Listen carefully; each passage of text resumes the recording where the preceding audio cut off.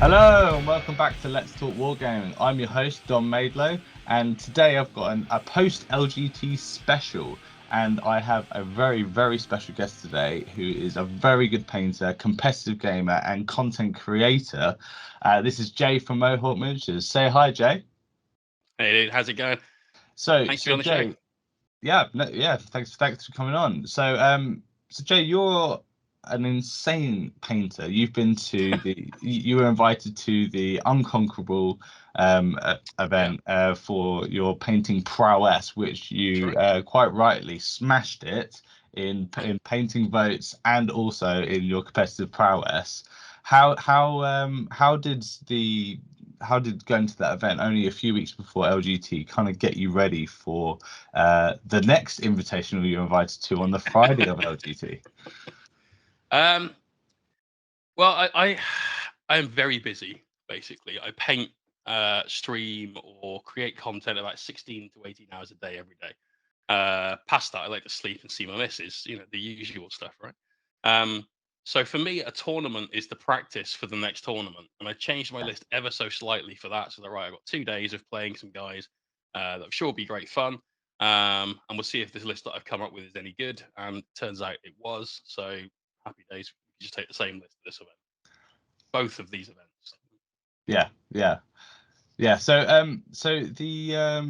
the Unconquerable event where you which was basically like for people who don't know, I was talking about it in my last episode, but it was basically an event for people who have won like best painted at one of Zach's events, and the competition for that event is ridiculous. Absolutely ridiculous. And I was there. I was there on the other side with my barely painted models. Basically, Listen, bro, just you've got to do what you've got to do. All right, it's fine. yeah. But at that event, there was some incredible models because they had like armies on display, and they had like the creations of the mad creations of bile armor. All these lists. Which had like the psychers with the massive testicle heads, and like the whole army. Did you see his bikes? Yeah. Oh. They're all like freaky, almost human centipede kind of things going on with like massive arms and legs just crawling along the floor. That's a nightmare fuel right there. Yeah. Yeah. So obviously going to that event, because I like to talk about painting as much as competitive play. When you obviously saw those beautiful armies at that event, and then on day 2 of LGT, you saw the armies on display. How did you kind of see the comparison? Because we had a lot more people coming from Europe this time. Yeah, big time. I do find actually that the usual standard of armies outside the UK is higher on average than inside the UK. Especially Spain, France, you know, basically any country that's famous for cheese that's not cheddar does quite well in painting. Like you got your Manchego and you've got your Parmigiano Reggiano, all that. Like those countries, they do great in painting. We had at the LGT a lot of really good painted stuff. I have put about 500 hours into my army over the last 4-ish years to try and get into a point where they are consistently winning awards. And we've got a cabinet full of them, which is fantastic. You know, that's brilliant. I was really hoping for a first place going into the event in painting. We got joint first at the Beyond the brush, Beyond tabletop, whatever it was, event that Zach ran, the painting side of it, and lost out on the tiebreak. So I was really like confident I'd do well. Yeah. But there's always that unknown factor. So between the last event and this one, I got a display board together with a backdrop and lights, and my knights got like marble tiles on the bases, and so painting more marble tiles to try and fit all that in and around it was a bit of it's hard work. But I felt confident somewhere in the top 3, hoping for first. Came third. Very happy with that. Well done. Well done. The competition was crazy. Like, as much as I hate Tau, there was an insanely nice Tau army there. Borderlands style Tau, that was sick.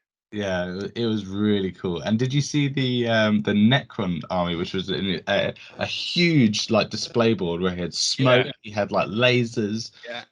It's Why? can't remember his real name, but everyone calls him Shark Boy. He wears this like fluffy Oh, shark on his head. yeah. He does. He's gonna sweat so much in that, I tell you. Yeah. But yeah, he had this display board that was like 4 foot wide. And there was lots and lots of things to distract you from the models. And you've got to be careful of that when you build a display board because it's best army, not best bit of scenery.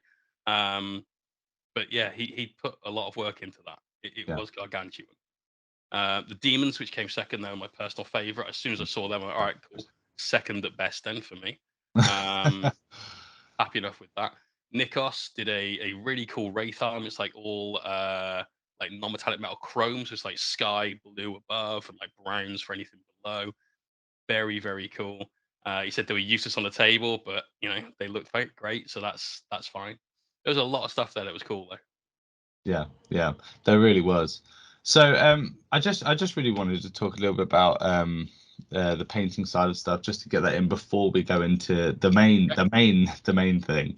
But I would just say like well done for coming third on painting, because obviously being a professional content creator for painting and professional hobbyist, I think it's great that like the hours you put in does show at the biggest event in Europe that you can get top 3 in Europe for painting, which is a huge achievement considering how many people are at that event. It's like 800 people, and Yeah, he named you third, which is huge. yeah, definitely. So well done, really, really well done.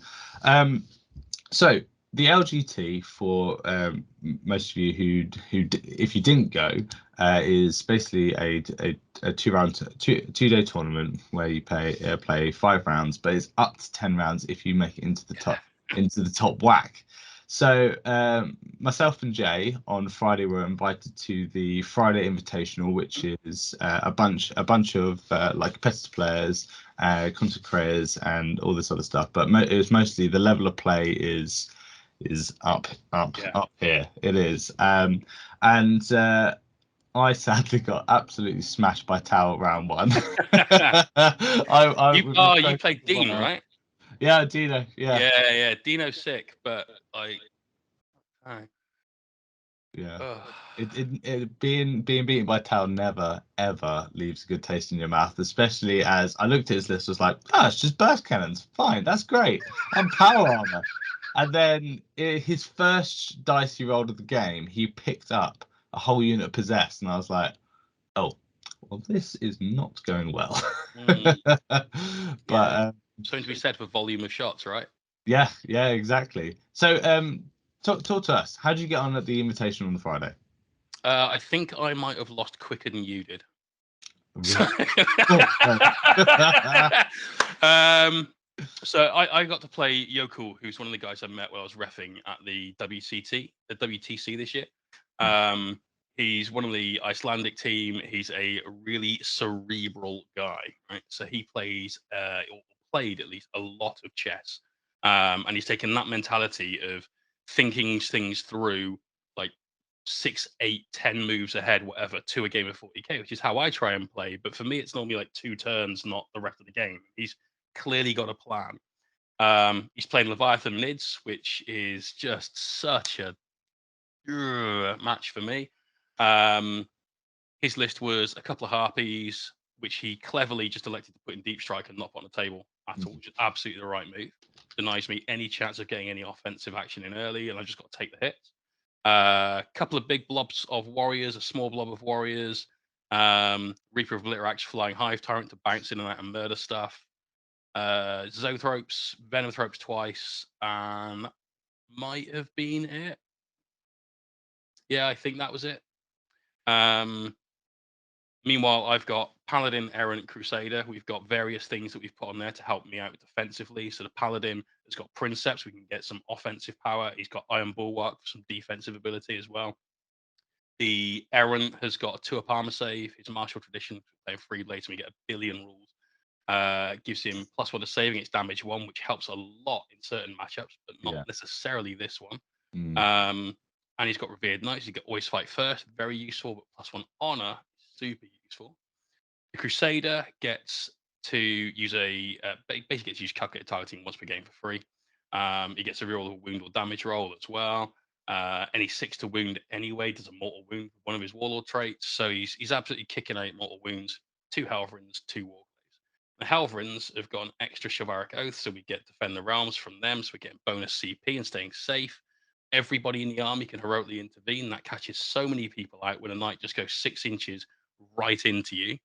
And so it caught a lot of people out just through like not understanding the base rules of 40k so well. Is you can heroic intervene pretty much all the time. You don't have to make contact. So if somebody's like the other side of a wall, if they're within your heroic intervene range, you can just nudge your boy and that's it, you've got it. I think it's the most dishonorable way you can gain honor as a knight player, which I find deeply ironic. Yeah. But you can even heroic intervene into planes and all that sort of stuff just to get extra movement. And movement's obviously the key to winning games of 40k. But I played Yokel and he got first turn and he looked down at his army. He went, okay, I didn't want that. All right. I'll raise banners. That's it. Done. Your turn. All right. You wanted him to move I out. really wanted you to think, all right, cool. I've got first. Well, let's go and take the middle. But like I said, extremely cerebral guy. He knows what I need to do to win. He just needs to stop that. Yeah. Right. Yeah. His win condition is I can stand still. I'm earning points and you're not. So we took the middle. Then we took most of my toys off the table. Yeah. Fuck that Hive Tyrant. And that was kind of it. I managed to get 3 turns out of it before I was done. And I mean table done. Normally into that matchup, I last a little bit longer. He got a little lucky with some dice to just like trim it down and remove everything, but not like that didn't change the matchup. It just No. made it quicker, you know. Yeah. But yeah, it was fun. It was a good guy, good game. Nice to see. Like again, being at WTC, I saw literally everybody walking around, refereeing and all that. But you didn't get the chance to talk to them. Mm. So it's nice to actually get the chance to properly interact with some of the guys from there. That was Yeah. cool. Yeah. So that is a bit of a nightmare Yeah. matchup, isn't it? It's just Like all of my high damage weapons are half effectiveness, and I've got lots of small numbers of shots but really high damage output guns that are crap. Like give yeah. me 1,000 bolt guns, I'm fine. You know, I don't have that. No. Oh, it's a shame because if me and you had pulled each other, it would have been an absolute match because I'd be just running at you and you just Yes. be like trying to I'd have gun me played tower down. defense with 1,000,000 mortal wounds from the Crusade. Oh my god, he took out an entire 9-man warrior blob by himself in 1 round of shooting. Jesus. And Wow. they had invulns but no feel no pain. So of course the invulns don't matter, and you start hitting those mortal wound thresholds on Yeah. the thermal and that. Yeah.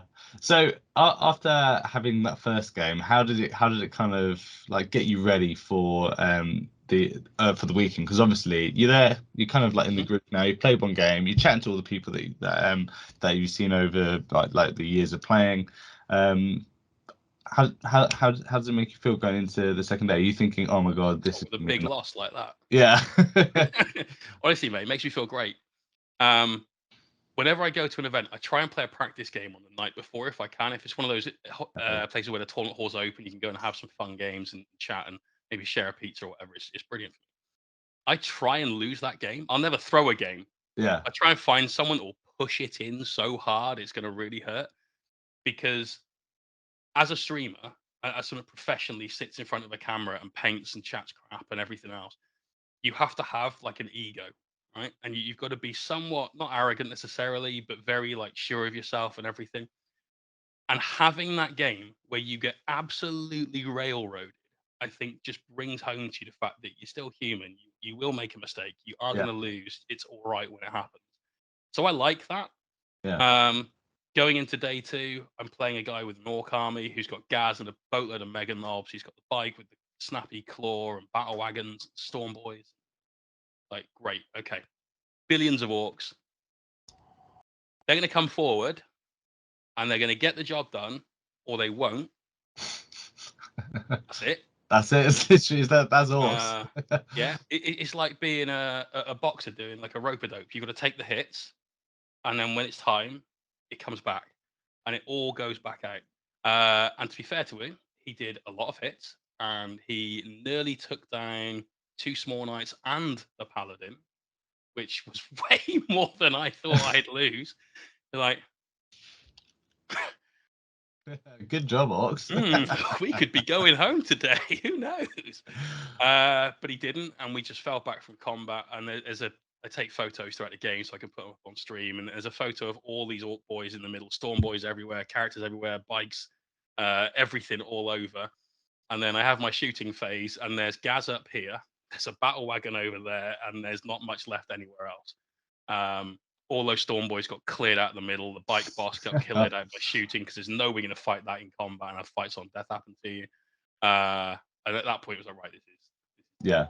you gave it your best shot, and you nearly had enough. Ooh, that was close, and then bang, done.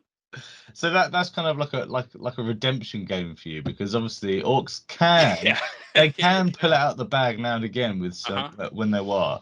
Well, I can't screen that bike, dude, at all. Like some armies, I just put some cultists or whatever in front of it. And I'm like, well, I hope you don't drive around my boys and just hit him anyway. So. Yeah. So yeah, well done. That's game 1 versus orcs, and then game 2. That was kind of close, wasn't it? Oh, mate. Game 2 played Ash Loftus from Team Wales. I love Ash. Ash is great. I've seen him at a load of events. Obviously, it's a WTC. And he's a funny dude. As I got to the table, he turned around. Oh, you're right, Jay. How's it going? You know what? I don't really know how this match is going to go. I went, okay. Well, are you any good at rolling 4-ups? He went, no, I'm crap, mate. Oh, okay. Well, I've got this in the bag then. Night games, night v night is who can roll the more important 4-up. Yeah. There's some skill to the matchup. I'm not like taking away from any of that, but it's mostly, crap. Well, I've wounded you with a stubber instead of the thermal cannon. Yeah. You know. And he's playing we'll say on meta. That's going to change now, I'll tell you. Knight army with the paladin and 10 little knights. He's got some striking shield boys, some they're the ones who like trans hit in melee, some noble combatants ones that've got like essentially competitive edge with the big swings on the chainsaws. Scary AF. He's got some other random one. I can't remember what he gave it. And some Hunter to Beast Helverins, which when you run 3 Titanic creatures is a little scary. Yeah. I went first, moved up, basically spread around a little bit, knowing that I'm going to just take a few parts of the table. We've got 4 objectives down the middle in the angle and 2 in our deployment zone. If I can just get to points where you want to be, it puts you at disadvantage because you're then having to come around the terrain where you're perfectly safe from all of my big guys because you get the benefits of obscuring in that one-way mirror kind of situation. Yeah. And then I can start doing some damage. And Ash sort of moved out a little bit, shot all of his Helverins and I think 5 Warglaves, most of which were on full bracket still, so didn't get a kill in my first turn, right into my Errant. And by the end of that shooting phase, my Errant was on 11 wounds. Oh, good. And Ash was distinctly unimpressed with my dice rolls. That there was much gnashing of teeth and like, oh, fuck's sake, Jay, fucking, you shouldn't be there. I'm like, yeah, but he fucking is. And that was it. Basically, anything he put forward at that point, I just murdered it. Yeah. Like, okay, cool. You've basically walked out of the deployment zone, and I was going to keep these objectives as mine, and then you have to keep coming out to me to try and keep up in the primary. Yeah. And if you've got to do that, you're exposing yourself. So I would just keep murdering all of your stuff. Ended the game by basically moving around one side of the battlefield, taking out his last 2 Helverins that he had that was trying to hide and get on objectives. Yeah. He basically had a paladin that was stuck in the corner all game going, well, I don't know what to do. And that was that. Didn't realize actually yesterday, Ash messaged me in the morning and said, I made a mistake in our game, I think. He was using Herald to give buffs to other knights. So what happens is you can give a bondsman buff with the Herald, what's it called? Exalted Court thing for Imperialis. You pick one of the things that you've got under your buff, and that gets a permanent version of your bondsman ability. anything you buff also gets a 4 runnable save. There's another part of Herald that says you can, if you use a bondsman ability within 9 inches of the Herald, then you can give somebody else a buff. And essentially, what it's meant to do, when somebody else, like when you've got another big knight, it can kind of skip a buff across the Herald, so it can bounce it Yeah. through it to something else. I hadn't read that part of the rule. All my big guys at Mechanicus wasn't really aware of it. Ash essentially had made a mistake. He was giving out 3 buffs a turn, so not having that extra 4 up would have made my life substantially easier. Of course Got the job done. But well done. Yes, that's quite nice going into a mirror, because at least you know what some of it does. And yeah, most of it. Yeah, weapons, great. Happy with that. Keep away from those. Don't shoot those. Don't hit those in combat. Done. Yeah. So your next 2 rounds 3 and 4. Round 3, you got a bit of redemption into Tyranids, which is absolutely fantastic. Going up against a good player, Tristan, and you finished day 1 on 3 wins. So you're feeling pretty good about yourself, aren't you, at this time? Very good about myself.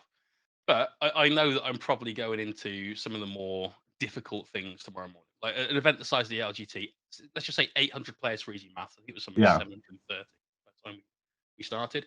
After game 1, there's 400 people undefeated. That's still a crapshoot as to what you get. It may as well just be random, essentially. After game 2, is 200 people undefeated. Yeah. Still may as well be random. Realistically, there's 30 people out of all of that have got a chance to get to the finals. Yeah. So you could actually go 5-0 and still play into people that are just having a good tournament run.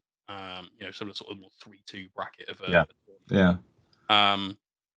But the lists still get harder. The player skill level might not be like, it might not be, suddenly you're playing Malik or Manny or Harrison or whoever else. But the list is still good. Yeah. So it's gonna get tough.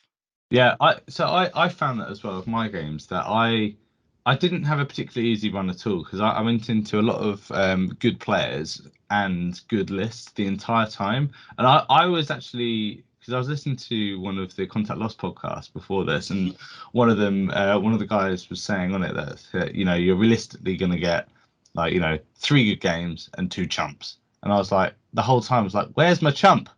Yeah. Where's my chump? I didn't play a round single 5? chump. They all had a good shot at winning their games, and that was the best thing. That every game was still, I've got to fight for this. I need to make the right decision. This isn't a walkover at any point. So it's good. Yeah. So you actually finished LGT day 2 of 5 wins. Yeah. You went 5-0 at an 800-man event. Yeah. How do you feel after that? Fucking brilliant, mate. I played Meta Knights list. We had 2 Leviathan matchups to deal with. We had Necrons to deal with. So the off-meta thing I had to play and do was Orcs. One of those players is a national player for his country, Yeah. So yeah, I had a decent run. I was happy with that. And honestly, because I've got a Chaos Knight army, and a couple of weeks ago I was just like testing what I wanted to play at the LGT, and I played Knights, played all these different armies, and I generally was just like, because I remember seeing your knight at the your Knights list at the event we went to for the Unconquerable and the Beyond Tabletop, and I was just like, what? How is Jay got 5-0 with Knights? I don't understand. The big Knights are trash. But I had a French guy come up to me. This was after game 6. And he walked up to me and said, Can I stop you for a second? How are you winning? Like, but why do you have this list? How are you winning with this list? Well, some of it's luck and some of it's just 4 years of practice, basically. He's like, yeah, but how are you winning? I'm like, well, I don't really know how to answer you, so I'll just go with the really arrogant one. With I've won best Knights in the world twice. I know exactly what I'm doing with them. You just make sure you make the right decisions. Got to go. There we go. I don't really know how else to say it. Sometimes you're Yeah. lucky, like game versus Ash. If that had gone a different way in the start, it makes a big difference to the game. Sometimes your opponent's unlucky. Sometimes you just make the right play. Sometimes they don't. That's it. Just practice. Yeah, yeah, exactly. So going into end of day 3 kind of LGT for you, you go into the playoffs. Yes. So you actually had the unfortunate Yeah, task the of playing honor. around Yeah. 6, Yeah. playing round 6 rather than getting Oh, a bye. God. So how did round 6 go when you saw the pairing? So I was really hoping I won on table 6 in my last game. It's like, right, great. That must put me in the top 10, right? I Yeah, must have the buy. No. So all right, great. We've got to play. I want to sit in the awards ceremony with my mates and like yeah, clap yeah, on some of them because some of them actually won awards. My mate Dan, who I was with most of the weekend, got best sport, and I'm absolutely thrilled for him. Um, but all right, right, we've got to play. Third game of the day. That's fine. Playing into sisters. That's less fine. mm, Uh, because they're really good at just smashing through you. Repentia are brilliant, and he had 3 units of those. He had a unit of Retributors, 2 Zephyrim, a Seraphim unit, 2 blobs of 20 sisters, which I thought was very unusual. Not seen that in a yeah. long time. He loves I that. He played, loves that build. Yeah, yeah, I yeah, played one guy with 20 sisters at the LVO. And I was like, can they go that high? They can have 20? Like, yeah, okay, crazy. yeah. It's a lot of Um, armor. and then all the characters, right? All the Yeah, support stuff. yeah. Uh, but then I set the table up. I looked at the map and we're playing end to end. Okay. There's not a lot of first turn charges he's going to make here then. No, So that's good. Uh, all right. I went first, which I didn't necessarily want. Kind of wanted him to jump out a little bit, but then I realized after I'd started the game that it's better for me to go first because of some of his secondaries and the way they work. Sisters basically have got 2 secondaries. If they don't score 30 points on, either they've been unlucky, um, yeah, yeah. or they've made a really big mistake. Basically, it's something about defending sanctuaries and So they shrines. Something. basically pick an objective, and if they hold it, they just get 15 on it. And then the other Yeah. one is they just need to spend miracle dice, and they get 1 point in their turn, or it's like 2 points if it's in your Oh, he turn. didn't have that one. No, but that is a good one actually. That's another one that's just Yeah, yeah. That's like auto 45 if you take that as well, I guess. What was his one called? It was that's my gaming against Nassim. Sacred Rights or Sacred something or other. sacred ground. Sacred Ground, that could be it. And Shrine, something Yeah, Shrine, defend the shrines. The Shrine one, you basically pick an objective outside your deployment zone. As long as you hold that, you get 3 points a turn. yeah.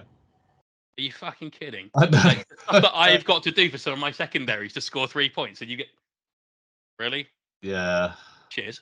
And the Sacred Ground one, he can if he'd gone first, he'd basically move a Rhino out, drop the not the Canoness, the Whippy one, yeah, yeah, Repentia Superior, yeah. and a Repentia out on that objective. He's got the other 2 objectives, no problem. There's an action on all of those. Scores 15 points. Done. So with that in mind, being like 15, 15, 15 on the secondaries, Yeah. how did you get on? Um. Well, I absolutely destroyed him, to be honest, which is a bit harsh to say. But Well I got done. first turn. I popped the Rhino, which Yeah. meant he couldn't do that trick. We've moved out. We've got good lines of sight in the middle. So suddenly, if he comes out, I'm gonna start taking him out. Yeah. But he can still just carry on playing for points for a little bit. Let me get a little closer, and then engage with Repentia with full rerolls because Val is an absolute beast. And those buffs that she gives out are crazy good. You can get extra damage on sixes to hit and exploding sixes and everything else that comes with it. And we sort of moved up a bit. A Crusader came out and got line of sight. This was worth the trade in my eyes. Got line of sight on this blob of 20 that was doing the shrine. Pop calculated targeting and took the unit from 20 down to 4. Uh, and almost all of that was the Gatling gun. Thermal cannon rolled no sixes for its. Oh, God damn, I needed just one. yeah. One out of that, and the unit is toast. But it meant you could carry on getting the shrine. You'd rolled a 1 for miracle dice as well. So, right, there's my morale check passed. Done. Oh, the worst. I know, right? Like, come on, at least spend the CP. Uh, Uh, but anyway, we managed to start getting through some of his stuff. He then came flying out Repentia, took out the Crusader, so I knew that was gone. But what really swung the game back in my favor was he was feeling very penned in, yeah. and I think psychologically when you're playing 40k, it matters quite a lot the like emotions that you have. So one of the things I like about my list, rather than the small baby knights, is I have these gigantic, very imposing models Yeah, right threat. up in your face. And you get that kind of I'm backed into a corner feeling I have to do something. And I think at Yeah, that stage, people do tend to make the mistake at times. I'm not saying what Aiden did was a mistake. What he did made perfect sense to do. He then had to come at me.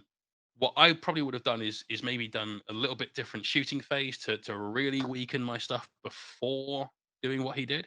But he engaged with the errant, who's got fight first, with you 20 sisters, and a canoness that does crazy damage. that's yeah, so Uh, much damage. There, she's broken. 3 wounds a hit with the sword. She Mm, auto fights on death. yeah, comes back She's to like she life. ignores invulns and is at AP5 or some Yeah, crazy stuff, you know. So he engaged with that, fought with the sisters. I'm like, okay, well, to be fair, she's just come back to life, but I'd have kept her alive if possible. So I fought back, killed her. She fought, did no wounds. He got unlucky. mm, The errant is now alive, still in his full bracket. All right, that's fine. Um, I then moved over the sisters and put myself in a position where I could shoot through to where his characters were. And I thought, okay, if I kill the character, get a lot of assassinate points is good. I'm not really stopping any of his buffs though. mm. And I sort of looked back at this sisters unit and I thought, hold on a minute. If I just deal with that, he's got characters and he's got a unit of Zephyr, not Zephyr, what the Novitiates, the little Yeah, scout sisters, yeah, yeah, and I've still got most of my stuff. This is fine. yeah. So we blew calculated targeting on a knight that doesn't have like a load of guns, just a one big gun. But when there's 20 sisters, you get blast. So that's 6 shots. Hit There a you go. load, wounded a load, turned the dice up for a pocket 6 as well, and just took out all 20. And at that point, Aiden just went, "Listen, That's it. that's it, Game mate. over. Let's just call it. I can Yeah, go home now." And yeah, yeah, so it was a good game. The guy was solid and really put the pressure on. yeah. But just bouncing with that canoness, like I said, sometimes you just get lucky, and that's You what it do. is. Yeah. Made a big difference. Yeah, yeah. Aiden is a fantastic player, and he's obviously like in the zone for the event because he also went undefeated. So two Did undefeated players. I would actually say Sisters is the one you would bet on for the Sisters versus Knights. So 100%. yeah, I think you did an incredible job getting through that, and especially after already playing 3 days of gaming, Yeah. having one more in the evening, listening to all your mates cheer and all of that for the raffles and Yeah. everything. I'll tell you what, actually, after the award ceremony, I'm getting my game set up. They come over, like, right, what can I get you? You need drink, you need food, you need whatever. And like having somebody there just as moral support Yeah, yeah, really helped. While we were playing the game, there was a lot of them just sat on a table, like a row behind us. So they're out of the way. Just knowing your mates were there, yeah. like that's great. That is, yeah, that is great support. That is really good support. So sadly, you had one more game and one more Yeah. game only. And was it a quick game? Uh no, not really. I mean, it was over in a few turns. How many turns did I play? I played 4 turns, I think. Hey. Um, we played Nassim. Oh I won't yes. try and pronounce his surname because I can't remember how you say it. Fushane, Farrell. something like Farrell, I think it is. that. And he is a brilliant player. Known obviously for playing Tabletop Simulator and all that sort of stuff with his Marines. He's very much a Marine player. Yeah. But he's decided to play Tau, and I imagine that's because he wants to do well in the event. Yeah. Uh, Kind of broken. Didn't think that. yeah, I mean, I won't put Tau as like the absolute most top tier army, but there's some things they do really well into. Yeah. Uh, and his list is 5 crisis suits with cyclic, burst, plasma, shield generator. They've got one guy with a 2-up armor save that can pop a 4-up feel no pain. Then he had 2 3-man crisis blobs with I think just plasma and burst. 2 planes. 3 commanders that just have this bullshit list of buffs that they give out. Yeah. I Yeah. think it's a crew, and that was kind of it. Yeah. It's just a All right. shoot him off the table army. That's what it is. There's no hammerheads. Perfect. happy days, I guess. It's no Storm Surge either. It's not Borkan, so that's a plus. All right, let's see what we can do. He made a slight mistake with his deployment. And this is something that catches out a lot of players. I don't think anyone really knows about this. But it's something that we had a chat about when we were doing the WTC, like the pre-event stuff. And people need to remember that buildings and ruins have keywords, right? Reachable is one of them. And you only have certain things in the game that can move through walls, floors, etc. Infantry, beast, and swarm, that's kind of it. Nothing else can. So one of his planes he'd deployed in the ruin. He'd put the other one right behind it, and they were literally like nose to tail touching each other. And he'd done that so he could pivot the plane at the back and still keep it on the table, so it can't go off the table at any point in its movement, obviously, and then move with it. Cool. What it meant was the one at the front was so far forward, it was right up underneath the floors of the ruin. Because the floors you can't move through unless you have the breachable keyword. This plane can't move. So it can't go backwards to then go over the ruin. No, I hadn't spotted that during deployment. My brain was shot. This was the 4th game of 40k, and I'm normally like pretty okay at staying focused for that long. But equally, I haven't eaten since like 10 past 12. It's now 8 something in the evening. Been on my feet a lot of the day for several days in a row. Like, okay, missed that. Wasn't paying attention. But one of the judges, Pumba, the Polish team, was there. And he was like, right, Nassim, we talked about this after your last game. This cannot be done. Your plane can't move. And when a plane can't move, it just flies into treated reserves. So it meant I took one lot of the plane hitting me and bombs and everything else.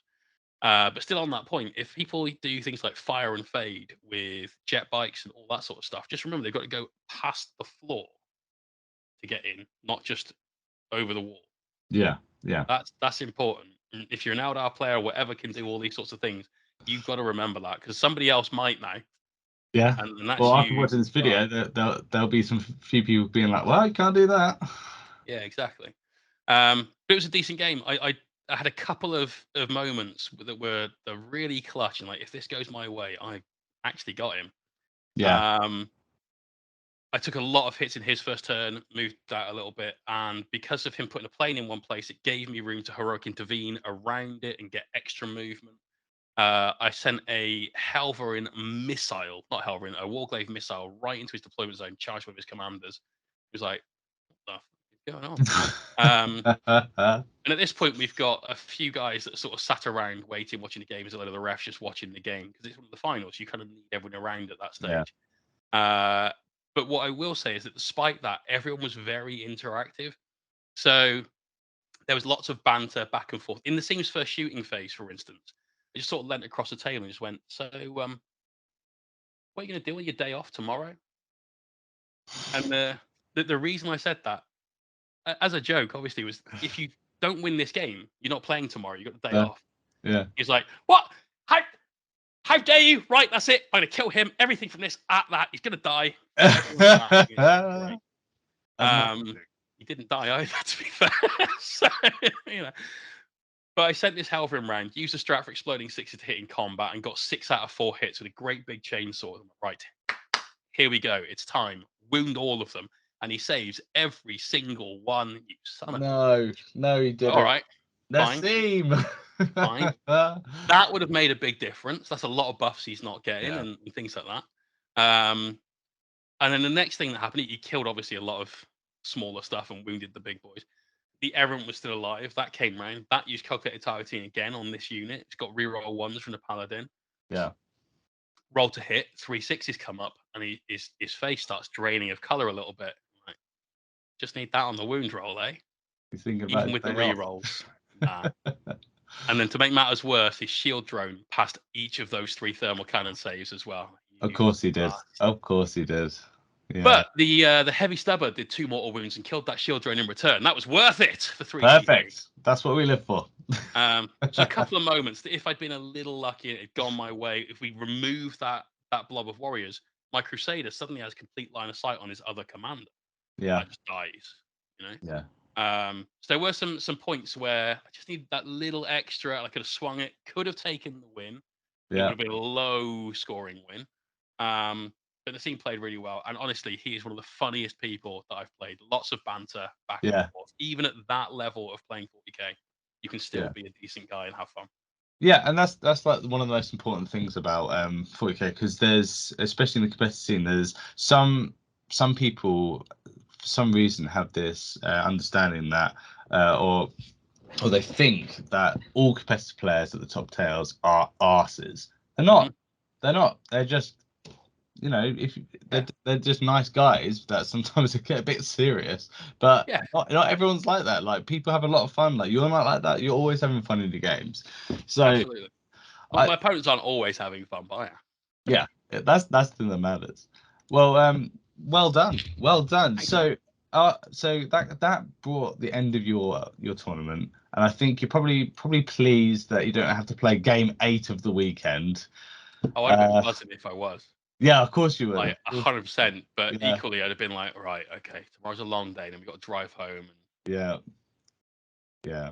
But no, well done. You ended up thank coming you. 15th 15th, that's right. 15th out of 800 people. That is Not huge. bad, right? Huge for the night players as well, who aren't running just all war I dogs. know, I know, exactly that. But I did come away with an award, which I'm absolutely over the moon about. It's the one award that I think everyone should strive to win. And it's basically the ultimate hobbyist award, or Renaissance Man, as it's known. Yeah, And it's a combination of best generalship, best sports, and best painted. Basically, whoever's got the yeah, highest average of all those three together wins the award, and I got that, and that is that's just awesome. oh That is awesome. fantastic. Do you know what that makes you? That makes you the best at Warhammer. Best Warhams, Best at painting, best at best playing. Warhams medal right here. There we go. Oh, look at that. Happy days. Look at that. That's gonna be a thumbnail. Awesome. Well, dude, well done. You had an amazing weekend of gaming. You won awards. You came third in best painting. Yeah. What more can't you do, Jay? What more can't you do?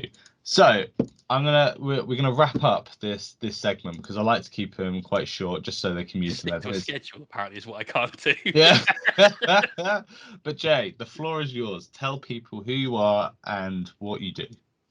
Uh, Obviously, I'm Jay. I run a company called Mohawk Miniatures that you'll see in reverse over here. I am a commission painter, Twitch streamer, Patreon, and YouTube content creator, and I basically live, breathe, eat, and sleep 40k. So Yeah. you can come by the stream 4 nights a week, where we talk about all things Warhammer, whether it's painting, playing, tactical advice, you name it, we do it. You can watch my stuff on Patreon and get tips on how to paint your models better. You can even just come by the stream, upload some pics into work in progress gallery, and I will give you creative and constructive feedback on your model so you can improve. We don't charge for that. Yeah, just turn up and get some tips. It's all good. Yeah. So yeah, go follow Jay. There'll be links below for all of his, like, Discord, his YouTube, his Twitch, his everything. So I'll link that below. Please go follow him. Go click the links and chase the Jay rabbit. And yeah. I'm not putting on fluffy ears and a tail, pal. Well, Jay, thank you so much for coming on. I really appreciate you stopping by and Oh, no worries, dude. jumping on this episode for the post LGT. And for those of you that will be continuing watching the video, there's going to be a couple of short interviews. They're about four minutes with a few of the people I interviewed last episode. We've got Chris, Tom, and Matt from their various clubs, and they will just check out during after a couple of their games how they got on. And yeah, Jay, thank you very much. No worries, dude. Peace out. Hi guys, so I'm here with Tom Lowen. Hello. He's just had 2 games at LGT, Yes. and how you been getting on? Doing okay, yeah. I'm 1-1. I've had a loss to Light Harlequins and then a win over Space Force. Yeah. Well, so what have you found like the first two games? Have they been hard? Yeah, well, my first game was really tough. My first game felt like a sort of a slightly later round game. He was a good opponent, and Harlequins is like one of the matchups. So I'm like, I'd rather not play that. Yeah, of course. Yeah. So I can't catch him. I want cuddles. They won't let me have them. So that was good, and the guy played it really well. And actually just hit me really hard everywhere I didn't want to be hit all game. Really aggressive player, which is great. He did it really well. And then second game, I haven't played New Space Force before, and they score well now, but Drakari still have the tools for them, so I was happy with that. Yeah. Happy with that. Yeah, Harlequins is definitely a hard matchup because they have the guns to eviscerate It's all the the guns. vehicles. The guns and the speed is just a horrible combination, and he blew up the Raiders very quickly, and it's like, bet he did. I'm walking, I'm on foot, I'm walking everywhere, what am I going to do? Yeah. It's a good game, but tough, very tough. So what would be the MVPs from the first two games? MVPs from the first game, Grotesques, so they can actually take a punch. They've got the -1 damage. They can actually take a bit of shuriken, and they stick around the fight. So they brawled a bit. Second game, Drazar, because he killed tons of characters. Master of Blades. Had lots of fun, sliced lots of stuff off. He did in the Harlequins game. He did kill the guy. Charged all 5 of his melee bikes into him, and Drazar was like, no, just killed all of them instantly. But it was far too late by then. But so Draz is basically on a mad one as usual, doing what he does. Good. I'm pleased to hear that. Yeah. So what would be the list change if you had to do one? If I was taking for Harlequins, probably more maybe like flamers like Kronos, and then -1 damage stuff, that sort of thing. Those are the options. And then in general, because I'm building to take them alive, which I'm scoring well on, I've just got all melee, and I would love some guns. It would be nice to have some guns like a Ravager or that kind of thing, perhaps just to skulk around, add some dark darts from afar. Yeah, it's hard when you have to kind of balance it because Take 'em Alive is such a good secondary, but you have to go all in. That's it. You got to go all in, and it's the same if you're playing sort of movement secondaries and you're like, I'm just coming for you. Then Ravagers don't help so much with that. No. And there's a lot of stuff they don't really hurt. So I'm happy enough with the choices, but if I was to be more flexible, that's what I'd do. Yeah, definitely. Well, you've got 3 games now. You've got one more today, and 2 tomorrow. Yep. And hopefully they'll be all win for you. And then you go 4-1. We can dream. Let's dream. 4-1 dream is alive. Baby. It is. Well, that's Tom, and we'll go on to the next person. Hello, I've got Matt from St Albans Wargamers, and so far, like Tom Lohman, he's had 2 games. How have the first 2 games been? Very good, thanks Tom. My first game was into Legion, abandoned sanctuaries, so no infiltrate and pre-game move. I have quite a bit of that in my list. Yeah, of course you do. Yeah. So it's always something to. I don't like that map because of that. Yeah. But it went well. Managed to do that, so I won that game. Nice. And then my second game was into Death Guard. Lots of different types of Terminators there. It's a little bit tricky to get through, but managed to chop them down. Good. My Rusties, my Rustalkers. Yeah, combat Admech. Who'd have thought it? Like taking heads. Well, Admech are back, but in a combat way. So have you been finding the combat Admech? I absolutely love it. You love it? Okay, good. I love it for a couple of reasons. I think it's strong for the combat side of it. It being AdMech, you've also got access to some pretty decent shooting. It's not half decent, it's pretty good shooting as well. Especially with the planes. Yeah, I do run the planes still, 2 of them, the Las planes as I call them. They've not done too well today, but they've been resilient and they soak up a lot of They do. They take a lot of attention. Yeah. So if you had to change your list from the first 2 games, I know you're 2-0, but would you make any changes? It's difficult. There are certain elements of the list I definitely wouldn't change, and that is having as many Rustalkers as you can, because they are brilliant. They're the best part of the army. Yeah, I agree. They're very hard. Little adjustments that maybe I'd switch around. I run 9 Cerberus Raiders. They're decent in combat against they are. normal base infantry, anything T3, and they're going to chew through those, and they've got the 9 of them, you've got 18 sniper shots with mortars as well. They're strong. Maybe I could split that into a 5 and a 4 for a bit more flexibility. Yeah. The one change I probably would make, and it was a change I made going into this, was one of the Holy Order Warlord traits on Tech Priest. I usually have +2 to advance. I changed that to the fallback and charge option. There's a little bit more defensive capability. Yeah, that's very good. This is very good. But